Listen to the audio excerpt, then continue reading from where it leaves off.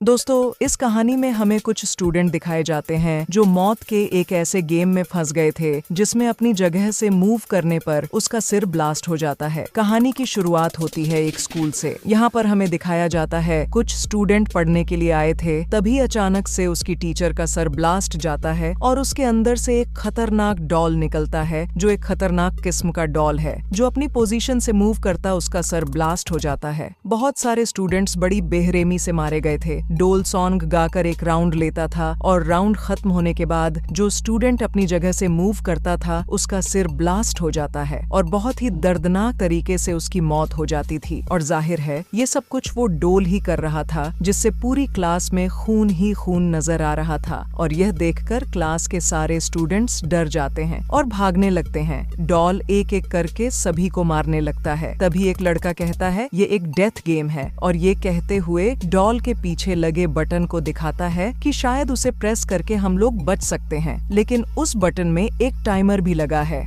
अगर हम लोगों ने कुछ नहीं किया तो हम लोग मारे जाएंगे। हम लोगों के पास सिर्फ 1 मिनट ही बचा है। ये सुनकर सभी स्टूडेंट्स घबरा जाते हैं और अपनी पोजीशन से मूव कर लेते हैं, और मौके का फायदा उठाकर डॉल फिर से उनको एक एक करके मरने लगता है और काफी भयानक तरीके से वो उन्हें मौत के घाट उतार देता है। और अब सिर्फ 2 लोग ही बचे थे, क्योंकि उन दोनों ने अपनी पोजीशन से मूव नहीं किया था। उनका फ्रेंड उससे कहता है कि हमारे पास सिर्फ 30 सेकेंड्स रह गए हैं, तुम ऐसा करो, मेरे ऊपर पांव रखकर तुम जंप करके वो बटन प्रेस कर दो जिससे हम दोनों बच सकते हैं। और वो डॉल के बटन को प्रेस करके उसे नीचे फेंक देता है, लेकिन वह डॉल उसके फ्रेंड को मार डालता है। फिर डॉल कहता है जो इस बटन को प्रेस करेगा वही केवल जिंदा रहेगा। तुमने इस बटन को प्रेस किया है और मैंने तुम्हारे अलावा सबको मार डाला। जब वो क्लास से बाहर आता है तो वहाँ पर उसकी फ्रेंड रिसा मिलती है। वो बताती है पूरे स्कूल में डेथ गेम चल रहा है। तब वो लोग वहाँ से भागने की कोशिश करते हैं, लेकिन स्कूल के चारों तरफ शीशे का ग्लास से घिरा हुआ था। तभी वे लोग किसी तरह स्कूल के प्लेग्राउंड तक पहुंच जाते हैं। वहां पर उन्हें और स्टूडेंट्स भी मिलते हैं, और अधिकतर स्टूडेंट्स ने माउस का कॉस्ट्यूम पहन रखा था।